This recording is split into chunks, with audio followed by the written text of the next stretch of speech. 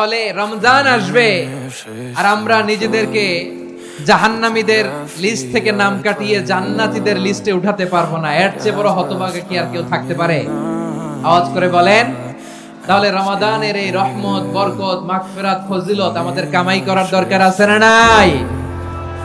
আর মাত্র 7 দিন বাকি। আর মাত্র কয়দিন? এগুলো নিয়ে আমাদের কোনো আগ্রহ নাই। তোমাকেই খুঁজছে বাংলাদেশ, ক্লোজ আপ ওয়ান, আর মাত্র 7 দিন বাকি। টেলিভিশনে বিজ্ঞাপন আছে না নাই? রাফেল ড্র হবে লটারির, আর মাত্র 5 দিন আছে না নাই? কিন্তু এমন এক বরকতময় মাস আসছে, আর মাত্র 7 দিন বাকি। আমাদের কোনো সেন্সই নাই, আমাদের মধ্যে কোনো অনুভূতি কাজ করে না। হায় রে দুর্ভাগা মুসলমান। আমার প্রিয় ভাইরা, আপনি পৃথিবীতে যত ইবাদত করেন সব ইবাদতের সওয়াব নির্ধারিত। এটা পাবেন বা ওইটা পাবেন, এই সওয়াব জান্নাতে, এই বাড়ি ওই বাড়ি। শুধু সিয়ামের সওয়াবটা অনির্ধারিত। কুল্লু আমালি ইবনে আদম ইউযাফ আল হাসানাতু আশরু আমসালিহা ইলা 700 দি'ফিন ইল্লা সাওম। সব নেক আমলের সওয়াব বাড়তে বাড়তে 700 গুণ, কিন্তু রোজা ছাড়া। রোজার সওয়াব কি হবে?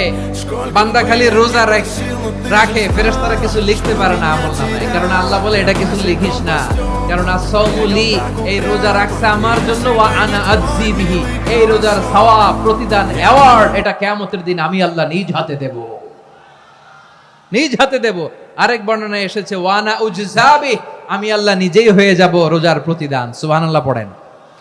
আবার আল্লাহর হাবিব বলেন ইন্না ফিল জান্নাতি সামানিয়াতু আবওয়াব, জান্নাতের দরজা মোট 8টা।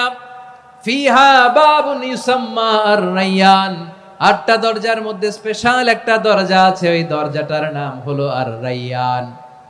রায়্যান দরজা, লা ইয়াদখুলুহু ইল্লা সাইমুন, রোজাদাররা ছাড়া কেউ ওই রায়্যান দরজা দিয়ে জান্নাতে ঢুকতে পারবে না।